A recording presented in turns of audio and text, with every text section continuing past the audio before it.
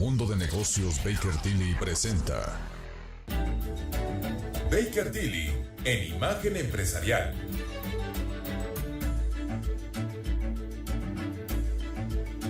Son las 6 de la mañana con 31 minutos, esto es Imagen Empresarial y esta mañana nos acompaña aquí en el estudio Ramiro Ábalos, él es el vicepresidente fiscal del Instituto Mexicano de Contadores Públicos y socio de Baker Tilly. Ramiro, bienvenido, gracias por estar aquí. Buenos días, Rodrigo, es un placer compartir contigo. Oye, bueno, pues tenemos lo publicado ya por el informe tributario y de gestión del primer trimestre del SAT y ahorita lo platicamos fuera del aire, pues eso va planteando pues cuál ha sido el tono, qué está viendo la autoridad, etcétera, que es fundamental, sobre todo porque eso ayuda, cuando se sabe interpretar por los expertos como ustedes, pues a tener visibilidad, digamos, para los líderes de las organizaciones en la dimensión fiscal, que cómo está el asunto, ¿no? Claro, recientemente la autoridad publicó, como bien decías, este informe tributario y de gestión del primer trimestre de 2023, en donde básicamente nos da un norte de hacia dónde va la recaudación y fiscalización en México. Entonces es muy importante el tenerlo, ¿sabes? Pues leerlo, analizarlo y sobre todo usarlo como un indicador de hacia dónde tienen que tomar esas consideraciones los empresarios para cumplir oportunamente con sus impuestos en México, Rodrigo. Claro. ¿Cuáles son, digamos, estas orientaciones que se pueden ver en el informe? Sí, primer dato, te comparto varios datos de ese tema. La recaudación, primer trimestre 2023. Las cifras rondan de alrededor de 1.5 billones de pesos, lo cual comparado contra lo que se recaudó en el primer trimestre del año pasado, 2022, que fue 1.12 billones de pesos, digamos que la meta recaudatoria se cumple por parte de la autoridad. Tiene una recaudación en comparación con el año anterior de cerca de 32 mil millones de pesos por encima de lo que se recaudó el año pasado. La pregunta casi interesante es, Rodrigo, como sabes, para este año 2023 pues no hubo un incremento de impuestos, no hubo un aumento en las bases tributarias con las que pagamos los impuestos. Entonces, ¿de dónde viene el sostenimiento de la recaudación? Este primer informe tributario de gestión, el indicador importante que nos da es que la meta recaudatoria se viene cumpliendo, digamos, razonablemente. Si hago esta comparación contra lo que se presupuestó en la Ley de Ingresos de Federación para 2023, también se viene cumpliendo. Hay un pequeño, digamos, una pequeña disminución haciendo este comparativo del primer trimestre contra lo presupuestado para este periodo.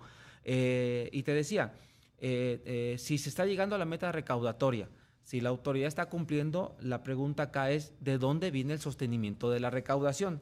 Y luego la respuesta, Rodrigo, no es tan complicada, ¿no? Porque lo que estamos viendo hoy es que hay programas de fiscalización dirigidos hacia los contribuyentes. Entonces, el tema no es de sorprender, sino, mejor dicho, de analizar y tomar en cuenta esas consideraciones para que los contribuyentes, debidamente asesorados, ¿verdad?, por contadores públicos, como una firma como la nuestra de Baker Tilly, puedan tener, digamos, esa tranquilidad de que las operaciones y que están cumpliendo de forma adecuada con el pago de los impuestos. Claro. Sigue poniendo énfasis el SAT, de acuerdo a este informe, en los grandes contribuyentes, que fue una estrategia que se definió desde temprano.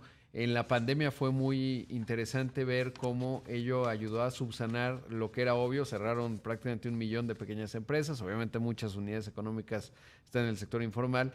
Y cuando uno ve la estructura fiscal, pues resulta que ese 0.02% de los grandes contribuyentes pone el 48-50% y saber si ese esfuerzo fiscalizador ha continuado y cómo se ha expresado, porque van publicando las listas, ¿no?, del referente de los impuestos que deberían estar pagando. Sí, hay un reporte que puntualmente comparte la autoridad. Grandes contribuyentes, en un número aproximado, estimado en el país, son cerca de 12,000 grandes contribuyentes. Como bien decías, el 0.02%, esa es la proporción que representan del total del padrón de contribuyentes, que déjame decirte es aproximadamente 62 millones de contribuyentes. Entonces, los grandes contribuyentes, esos 12,000 contribuyentes representan en números redondos entre el 48%, 49, 50% dependiendo del periodo. Recaudación, primer trimestre de 2023, se recaudó 1.15 billones de pesos.